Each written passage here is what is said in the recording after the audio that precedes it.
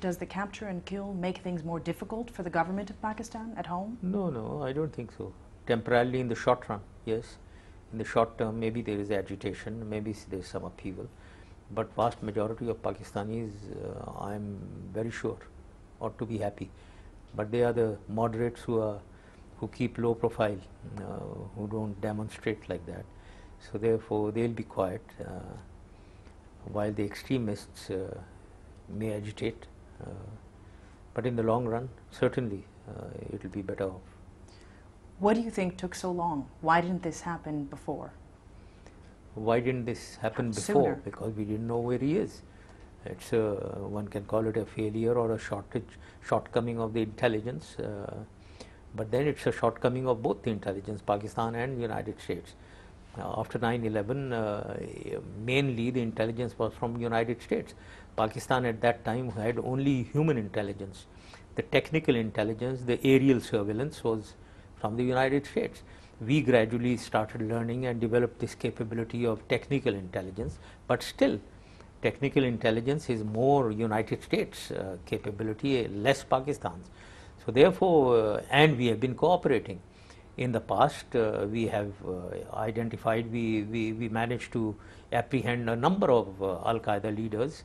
All that was done by the law enforcement agencies of Pakistan. Intelligence being provided, actionable intelligence being provided by combination of United States and Pakistan. So during your presidency, you never knew where he was? No, no, never, absolutely.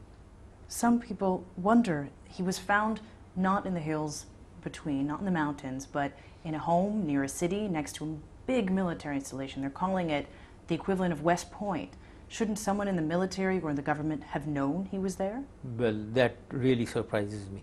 It surprises me that it was next to the Pakistan Military Academy, and the location I know is next to the place where I used to run 9 miles en route, passing right maybe in front of the house. That is surprising. But however, the military garrison is really a training institute, recruits training and the cadets training, the military academy. So they are not really oriented towards, and this is a very peaceful town, by the way. It's in the hills of Pakistan. But still, I would say that it is certainly a failure of intelligence.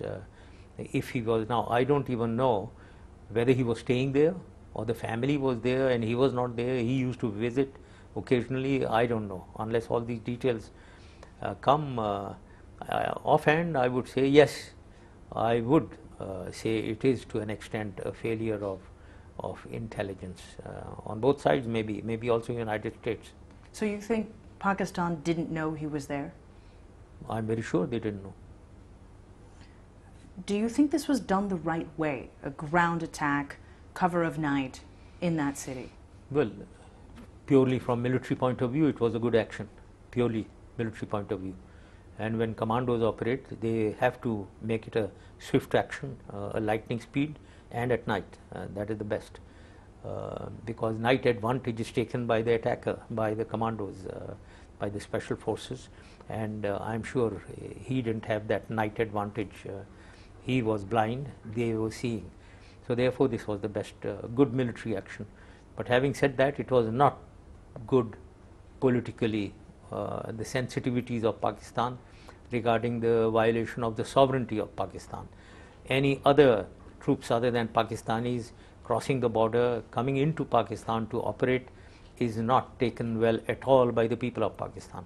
That is our sensitivity, and before this, we have captured dozens of Al-Qaeda operatives and very important ones. Never have any US troops been involved. It has always been Pakistan's law enforcement agencies, smaller target, police or rangers or the army. This is the first time where it was intelligence and action by US troops across our border.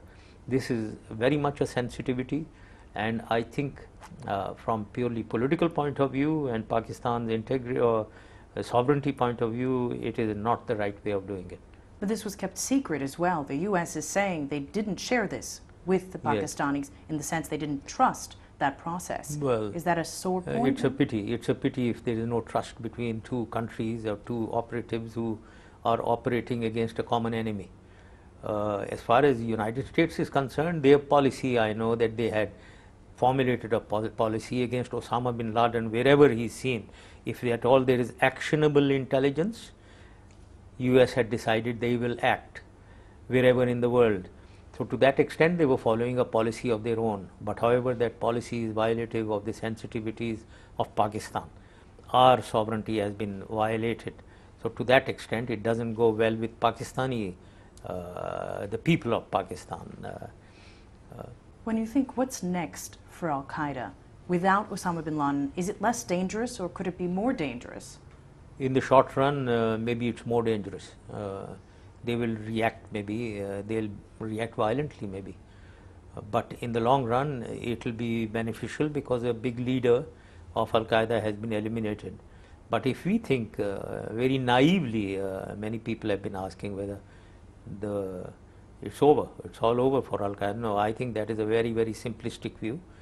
This I would call, if I spoke from military point of view, it's a battle. It's a battle, an important battle has been won, but the war continues.